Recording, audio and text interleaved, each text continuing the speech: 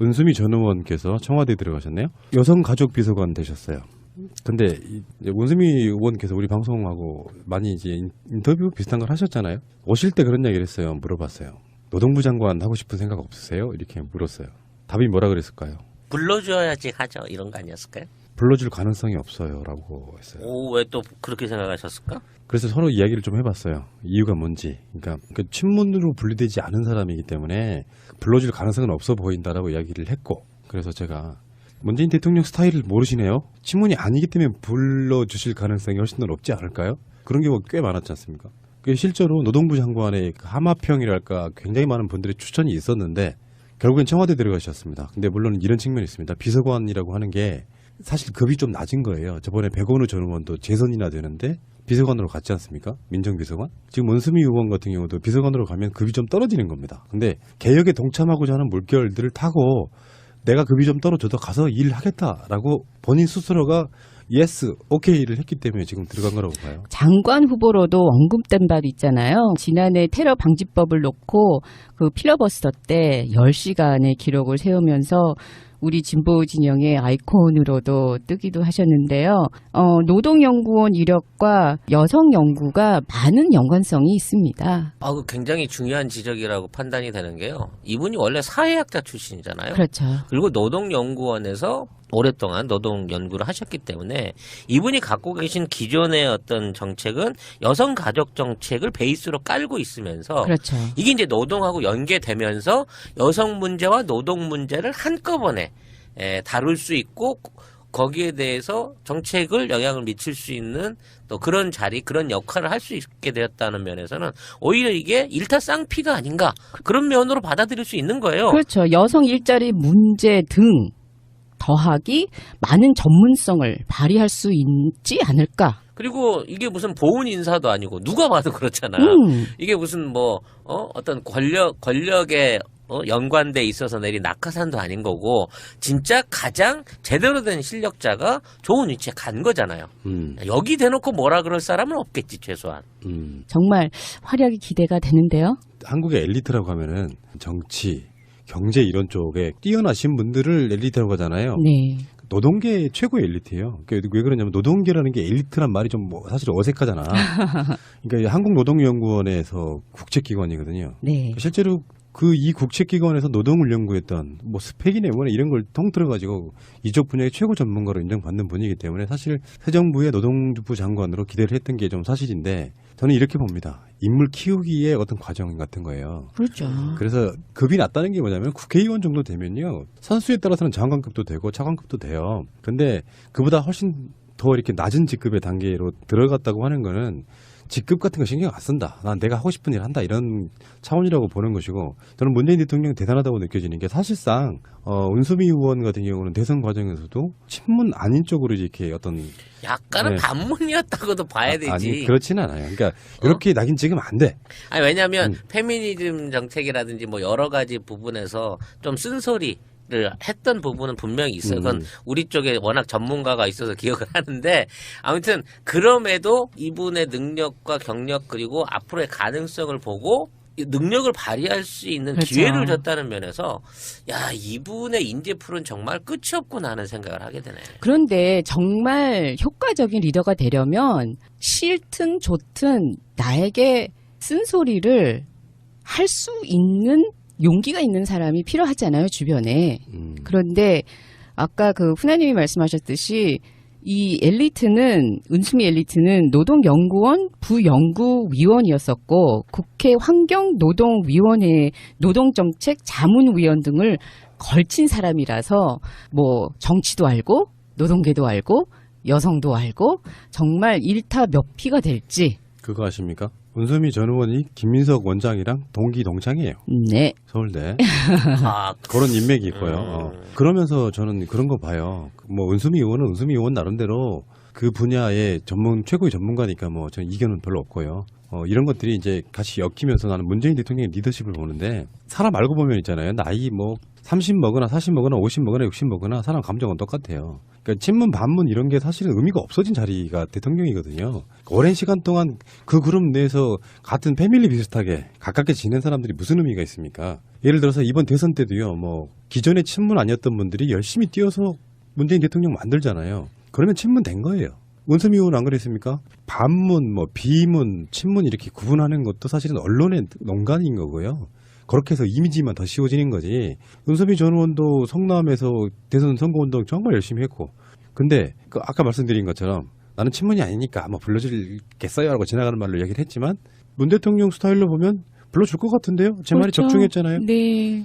이게 우리 그 소위 말하는 진보 진영의 큰 문제 중에 하나로 보였었잖아요. 특히 대한민국 정치 환경에서는 인재풀이 너무나도 얕고 인재풀이 너무나도 그냥 뻔했었는데 근데 옆으로 이렇게 보면은 너무나도 훌륭한 인재들이 많은데 왜 이 사람들이 이렇게 썩고 있나라는 아쉬움이 너무 많았었잖아요. 그런데 이런 분들을 5년 키우고 10년 키우고 하면은 대한민국의 미래가 보이는 거예요. 아니에요? 그렇죠. 문 대통령 스타일이 내가 마음에 안 드는 사람, 나에 반대하는 사람 진심으로 받아주면 원래 친했던 사람들보다 훨씬 더 친해지거나 청성합니다. 그것을 너무나 정확히 아시는 분이라는 생각이 들고요. 알겠습니다. 은수미 전 의원님, 제가 개인적으로는 은 작가님이라고 불러요. 책은 많이 쓰셨거든요. 은 작가님 축하드리겠습니다. 청와대 가셔서 열심히 하시고 그 전까지는 그럼 우리 방송에 쉽게 못 뵙겠네요 앞으로는. 앞으로 이제 그 자리에 내려올 때까지 뵐 수가 없죠. 청와대 분들은 이런 그 인터뷰 같은 거 거의 안 하죠. 정권 초반이기도 하고요. 대한민국에 양보하겠습니다. 5년만. 예. 친구가 되겠다는 약속 반드시 지키겠습니다. 대통령인 제가 직접 챙기겠습니다. 기대할게.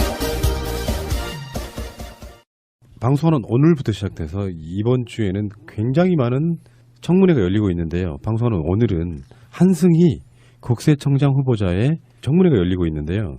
여기서 지금 최순실 씨의 은닉재산 추적 관련해서 현재 세무조사가 진행 중이다 이렇게 밝혔습니다. 근데 그 전에 얼마 전에 재판에서 얘기가 나왔지 않습니까? 전 국세청장이 임명되고 나서 최순실을 만났다. 그렇지만 그 당사자는 재판에서 그랬죠. 다른 이야기는 하지 않았다. 인사 정도만 했다. 민간인을 만난 자체가 이상한 건데 그러니까 인사 갔다는 자체가 이상한 거 아니야? 이렇게 해석해 볼 수 있는 거예요. 자기랑 가깝고 자기 자신의 어떤 세무조사라든지 등등을 지켜줄 수 있는 사람으로 최순실이 천거해서 박근혜가 임명시켜준 그런 관계였다고 봐야겠죠. 그 말을 누가 믿어요. 지금까지 국정농단이 뭔데요. 최순실이라고 하는 자가 박근혜라는 허수아비 대통령을 이용해서 국가의 온갖 중요 어떤 정책이라든지 이런 것들을 좌지우지 해버린 사건이 아닙니까? 근데 한승희 국세청장의 그 청문회를 보면 약간 그 뭐랄까 청탁 받는 듯한 느낌이 들어요. 뭔 얘기냐면 최순실 은닉재산에 대해서 물어보니까 이미 조사하고 있다라고 후련하게 밝혀주시기도 했고 뭐 탈세 관계에서는 뭐 조사하겠다, 엄정 조사하겠다. 종교인 과세는 시기만 정해주면 정치적으로 정해주면 나 그냥 할게. 뭐 정경련 보수단체 지원한 부분은 이거 분명히 잘못된 거고 그 자금 흐름 과정 또 확인해보겠다 얘기했고 또 청계재단이나 뭐 이런 재벌들 공익재단 운영 실태 점검해라. 라고 얘기하니까 그렇게 하겠다. 이게 뭐냐면 당신이 국세청장이 되면 그동안 이런 것들을 해주세요 하고 의원들이 당부를 하고 있어요. 이 사람을 뭐 어떻게 예전에 했던 것처럼 막 비리를 뒤집어 씌워갖고 낙마시키려고 하는 노력이 아니라 그러니까 이분 같은 경우는 뭐 충분히 지금 있는 그 청문회를 통과하실 분인 거고 또 드신 말씀 중에 얘기한 게 지금 추경 예산이 현재 세입 상태로 충분하리라고 보느냐라는 질문에서도 충분히 확보 가능할 것으로 본다라고 굉장히 국민들한테는 좀 뭔가 궁금증은 갖고 있었으나 누군가 확답 안 해준 거를 후련하게 얘기해주는 아주 사이다 같은 청문회를 지금 해주고 있는 거예요. 근데 질문 중에 이런 게 있었어요. 기업을 압박하는 수단으로 세무조사를 요구받게 되면 어떻게 하겠습니까? 라고 물었어요. 답은 원래 어떻게 해야 정상이에요? 공정하게 법대로 처리하겠다라고 바로 얘기한 거잖아. 실제로 문재인 정부에서는 정치적 목적으로 세무조사를 하는 일은 없을 겁니다. 역사적으로 전통적으로 왜 국세청장이 그 사정기관 그러면서 권력기관이 들어갔냐면은 마음에 안 들면 털어버리면 그걸로 그 그룹이 끝장나는 것이 전통적인 관례였어요. 편법들이 동원되고 실제로 우리가 어떤 기업도 100% 세무 신고를 제대로 할 거라고 믿는 사람은 없잖아요. 그러니까 뭔가 털면 무조건 나오게 돼 있는 게 한국 기업 문화 같은 거란 말이에요. 마음에 안 들어 무슨 그룹이. 그러면 왜 전두환이 대표적으로 국제그룹 날리는 방식으로 그 이후에도 그 방식으로 이렇게 기업들을 털어댔었는데 거기에 대해서 그렇게 할 거냐고 물으면 국세청장 후보자가 그러면 뭐 때에 따라서는 정치적으로도 쓸 수 있죠. 이렇게 할 수는 없는 거예요. 근데 이분이 그 말씀하신 거 보면 시원시원해요. 종교인 과세 시기만 정해주시면은 뭐 하겠습니다. 그리고 이제 정경련 보수단체 지원은 그거 잘못했지. 그건 세금을 팍 매겨야지라고 그냥 명쾌하게 해서 이 질문을 던지신 분들도 후련하지 않았을까? 좀 불만은 있어. 뭐가? 은닉 재산이 200억 정도래. 누가? 순실이 거 부동산 뭐 이런 거 현재까지 밝혀진 게. 예. 그리고 한 1,200억 이상의 최씨 일가 자산이 있고 박정희와 관련된 400개 해외 페이퍼 컴퍼니까지 조사를 했대. 내가 생각해도 공이 2개가 부족해. 아직은. 아유, 그러면은 지금 여 청문회 나와가지고 아직 조사도 끝나지 않은 걸 그런가? 가지고. 꼬다리인가? 이거 아니, 땡기면 계속 오나? 스위스까지 갔다 왔는데 스위스 다녀온 거 어떻게 해서 다녀오셨죠? 네, 거기 가가지고 이래 저래 박정희 거 보고 왔습니다라고 하겠습니까? 탈탈탈 털어낼 수 있는. 그동안 국세청 직원들 한 몇 년 동안 너무 놀았잖아. 너무 쉬웠어. 한 8년 푹 쉬었잖아. 이제 한번 이 밀린 체력이 과로사까지는 안 바래. 그냥 몸살 날 때까지 한번 조져보는. 네, 8년 전에 입사하신 분들은 원래 이렇구나라고 생각하셨는데 아닙니다. 국세청도 일하는 부서였었습니다. 근데 정치적이지 않으면 당연히 좋겠죠. 근데 국세청 자체가 100% 정치적이지 않기는 힘들어요. 문재인 정부에는 그럴 일이 사실 없을 거라고 생각이 저는 믿고요. 당연히 그렇게 될 거라고 믿지만 실제로 웬만한 기업들은 전 정권들과의 그런 유착관계가 있고요. 그런 것들이 세무조사를 눈 감아주는 무마하는 방식으로 전해졌는데 그거를 나중에 예를 들어서 정권이 바뀌고 조금 시간이 지나면 그런 것들이 또 터져나올 게 있어요. 그러면 그 상황에서 그러면 저 그룹 세무조사 해야 된다라고 여론적인 분위기가 만들어지면 국세청 입장에서는 안 할 수가 없잖아요. 그러면 정치적 반대파들 쪽에서는 정치적인 세무조사라고 이야기를 하거든요. 100% 비정치적인 세무조사는 사실상 불가능하다고 보는데 어쨌건 저는 한승희 후보자는 이 스타일이나 이런 걸 보면 떡 부러지고 야무지게 잘할 거라는 생각이 좀 들어서 일단 믿음이 갑니다. 이 맥락에 저는 이번에 개혁을 하면서 정말 어느 부처가 됐든 국민만 바라보고 할 수 있는 그 권위를 줬으면 좋겠어요. 시야 자체를 누가 지금 직권을 잡고 있는지가 아니고 공무원은 국민을 바라보고 일을 해야 되는 거잖아요.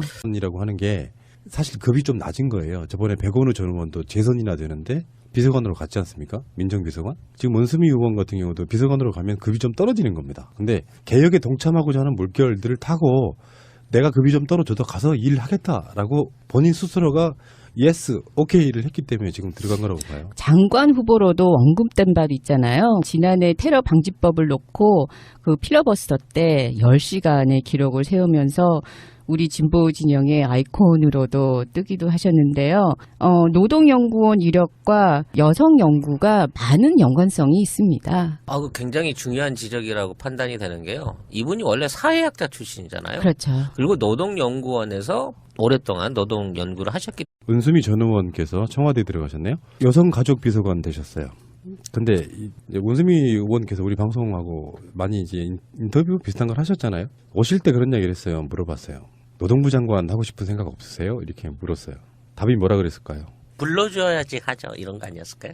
불러줄 가능성이 없어요. 라고 했어요. 왜 또 그렇게 생각하셨을까? 그래서 서로 이야기를 좀 해봤어요. 이유가 뭔지. 그러니까 친문으로 분리되지 않은 사람이기 때문에 불러줄 가능성은 없어 보인다라고 이야기를 했고, 그래서 제가 문재인 대통령 스타일을 모르시네요. 친문이 아니기 때문에 불러주실 가능성이 훨씬 더 높지 않을까요? 그런 경우가 꽤 많았지 않습니까?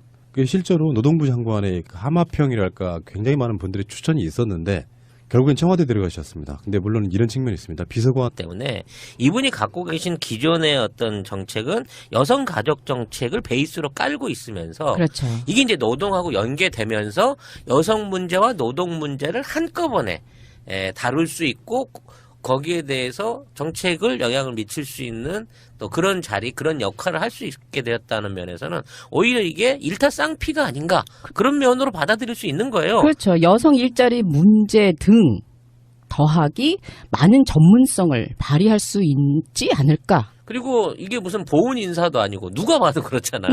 이게 무슨 뭐 어떤 권력에 연관돼 있어서 내린 낙하산도 아닌 거고 진짜 가장 제대로 된 실력자가 좋은 위치에 간 거잖아요.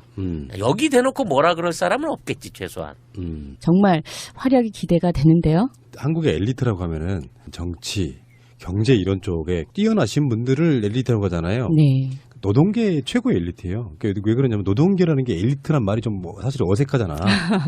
그러니까 한국노동연구원에서 국책기관이거든요. 네. 실제로 이 국책기관에서 노동을 연구했던 뭐 스펙이네 뭐네 이런 걸 통틀어가지고 이쪽 분야의 최고 전문가로 인정받는 분이기 때문에 사실 새 정부의 노동부 장관으로 기대를 했던 게 좀 사실인데 저는 이렇게 봅니다. 인물 키우기의 어떤 과정 같은 거예요. 그렇죠. 그래서 급이 낮다는 게 뭐냐면 국회의원 정도 되면요. 선수에 따라서는 장관급도 되고 차관급도 돼요. 근데 그보다 훨씬 더 이렇게 낮은 직급의 단계로 들어갔다고 하는 거는 직급 같은 거 신경 안 쓴다. 난 내가 하고 싶은 일 한다. 이런 차원이라고 보는 것이고 저는 문재인 대통령 대단하다고 느껴지는 게 사실상 은수미 의원 같은 경우는 대선 과정에서도 친문 아닌 쪽으로 이렇게 어떤 약간은 네. 반문이었다고도 봐야 되지. 아니 그렇지는 않아요. 그러니까 이렇게 낙인 찍으면 안 돼. 아니 왜냐하면 페미니즘 정책이라든지 뭐 여러 가지 부분에서 좀 쓴소리 를 했던 부분은 분명히 있어요. 그건 우리 쪽에 워낙 전문가가 있어서 기억을 하는데 아무튼 그럼에도 이분의 능력과 경력 그리고 앞으로의 가능성을 보고 이 능력을 발휘할 수 있는 그렇죠. 기회를 줬다는 면에서 야 이분의 인재풀은 정말 끝이 없구나 하는 생각을 하게 되네. 그런데 정말 효과적인 리더가 되려면 싫든 좋든